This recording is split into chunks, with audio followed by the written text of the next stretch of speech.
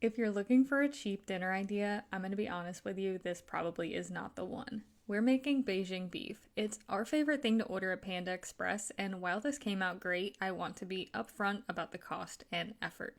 Because by the time you buy the steak, a few different sauces, produce, and oil, you're probably at or above the cost of a couple of combo plates. So if you want Panda Express and you live near one, just go to Panda. But if you live far from one like I used to, or if you're just curious about how to recreate it at home, this version's worth trying. It's not identical, but it's close, and we both really enjoyed it. If you've ever watched videos of Panda Express making Beijing beef, you'll notice a few things. They briefly deep fry the bell peppers and onions in hot oil, just enough to soften them a bit while keeping the edges slightly charred.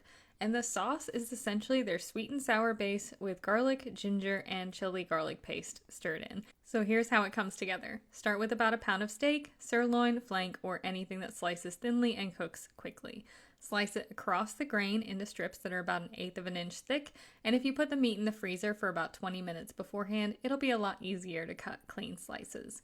Then to make your marinade, it's egg whites, soy sauce, and a little cornstarch. Whisk the egg whites with the cornstarch until this mixture is a little frothy, then add in the soy sauce and your sliced beef and allow it to marinate in your fridge. I did 30 minutes, but up to 2 hours is good. While that's marinating, we're going to prep our vegetables and our sauce. For the sauce, combine pineapple juice, rice vinegar, sugar, ketchup, chili garlic sauce, soy sauce, ginger, and garlic. Also make a cornstarch slurry of cornstarch and water, and slice your onions and chop your bell peppers. Set that all aside.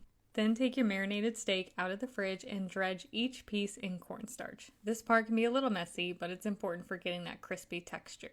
Now for the frying, heat some oil in a deep pan. You'll want the temperature to be around 350 degrees. And if you don't have a thermometer, I just drop in a small piece of meat and it should start to bubble and sizzle immediately.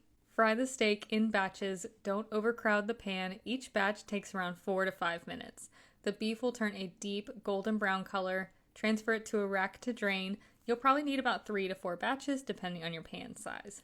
Once all the beef is fried, you can give the peppers and onions a quick fry in the same oil, just around 30 seconds to a minute. Now drain off most of the oil and add your sauce ingredients into the skillet. Let this thicken up, then add back in the beef and the vegetables and toss to coat. And serve this over white rice, brown rice, or noodles if you want to switch it up. So it's not the cheapest, and it's definitely not a 15-minute meal, but if you're far from Panda or you like the idea of recreating takeout at home, this one might be worth the effort. The full written recipes and exact measurements is in the caption below.